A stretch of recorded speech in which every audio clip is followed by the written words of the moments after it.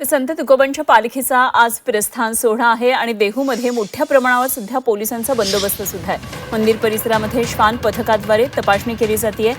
यंदा बहुतांश वारकरी हे पुण्यामधून जरी सहभागी होणार असतील तरी अनेक वारकरी बंधू या ठिकाणी पोहोचलेले आहेत आणि कुठल्याही सुरक्षिततेमध्ये पुढे चूक राहू नये या दृष्टीने सगळे सतर्क आहेत। श्वान पथकाद्वारे मंदिरामध्ये सध्या तपासणी केली जाते। संत तुकोबांच्या पालखीचा आज प्रस्थान सोहळा आहे।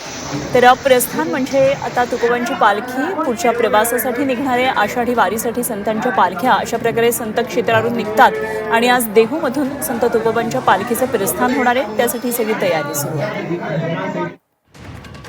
तर वारकऱ्यांसाठी आणखी एक आनंदाची बातमी आहे यामध्ये, ती म्हणजे पंढरपूरकडे जाणाऱ्या वाहनांना आता टोल माफी मिळणार आहे। आषाढी वारीसाठी सरकारनं हा एक मोठा निर्णय दिलेला आहे। एसटी बसला टोलमधून सूट मिळणार आहे। स्थानिक पोलीस स्टेशन किंवा आरटीओ कार्यालयामधून वारीचा पास घेणं त्यासाठी अनिवार्य असणार आहे। आषाढी वारीसाठी पंढरपूरला 10 मानाच्या पालख्या ज्या मार्गांवरून जातात त्या सर्व मार्गांवरून जाणाऱ्या वारकऱ्यांच्या वाहनांना पथकरातून आता सूट देण्याचा निर्णय सरकारनं घेतलाय। सार्वजनिक बांधकाम विभागानं याविषयीचं एक परिपत्रक जारी केलंय आणि 29 जुलैपर्यंत या कालावधीत वारकऱ्यांच्या वाहनांना ही सवलत लागू राहणार आहे। त्याचप्रमाणे वारी मार्गावरचे वाहतूक व्यवस्थापन करण्याचे निर्देश सुद्धा देताना पोलीस बंदोबस्तातही वाढ करण्याचे निर्देश दिलेले आहेत। सरकारने दिलेल्या सूचनांनुसार आषाढी एकादशीसाठी पंढरपूरकडे जाणाऱ्या मानाच्या पालख्या वारकरी भाविकांच्या वाहनांना आषाढी एकादशी 2026 असा उल्लेख असलेले टोल माफीचे पास किंवा स्टिकर्स देण्यात येतील।